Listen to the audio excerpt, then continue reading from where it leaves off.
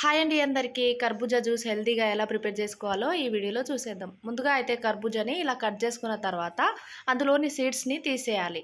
Seeds తీసేసిన తర్వాత ఈ గుజ్జునంతా సపరేట్ చేసుకోవాలన్నమాట. ఒక బౌల్లో తీసేసుకొని ఒక మిక్సీ జార్లో వేసుకొని బాగా గ్రైండ్ చేసుకోవాలి. ఇలా గ్రైండ్ చేసుకున్న జ్యూస్ని ఒక బౌల్లో వేసుకోవాలన్నమాట. ఇక మనం మిగతా ప్రాసెస్ చేసేలోపు ఈ జ్యూస్ని అయితే ఫ్రిడ్జ్లో పెట్టుకుందాం. అంతవరకు చల్లగా అవుతుంది కదా. ఇంకా తర్వాత నెక్స్ట్ స్టవ్ వెలిగించుకొని ప్యాన్ పెట్టుకొని అందులో ఒక కప్పు వాటర్ పోసుకొని బాగా మరగనివ్వాలన్నమాట.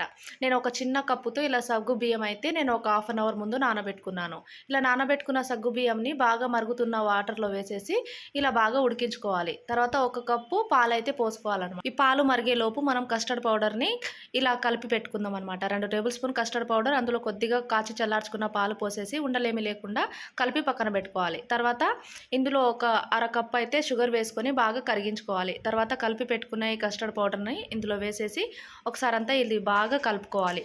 ఇలా ఒక 5 నిమిషాలు కలుపుతూ ఉడికించుకోవాలి. తర్వాత స్టవ్ ఆఫ్ చేసుకొని అది పూర్తిగా చల్లారిన తర్వాత మనం ఫ్రిడ్జ్లో పెట్టుకున్న ఈ జ్యూస్ని అయితే ఇందులో కలుపుకోవాలి. తర్వాత ముందుగానే నానబెట్టుకున్న సబ్జా సీడ్స్ని కూడా ఇందులో వేసేసి బాగా కలుపుకొని సర్వ్ చేసుకోవడమే. ఈ వేసవిలో ఈ జ్యూస్ తాగితే మన శరీరానికి ఎంతో మంచిది. ఈ వీడియో మీకు నచ్చితే ఖచ్చితంగా ఈ జ్యూస్ని ట్రై చేయండి. చాలా బాగుంటుంది. వీడియో నచ్చితే లైక్ చేసి సబ్స్క్రైబ్